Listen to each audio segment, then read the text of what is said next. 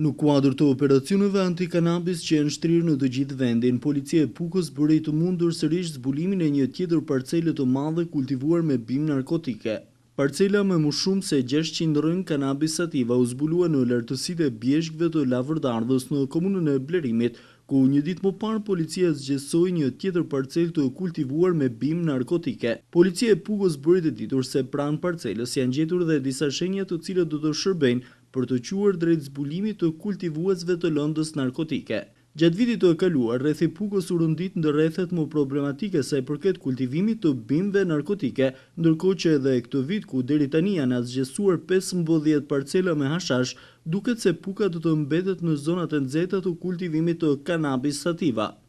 Policia e Pukës ka ngritur disa grupe kontrollësh për krehjen e të gjithë zonave, ndërkohë që zonat e preferuara për kultivuesit mbeten ato në lartësitë e maleve dhe buzliqenit të Komanit. Vetëm gjatë 24 orëve të fundit, në rrethin e Pukës janë zgjesuar më shumë se 700 rrën kanabis sativa, këto të fundit të gjitha në territorin e komunës së Blerimit.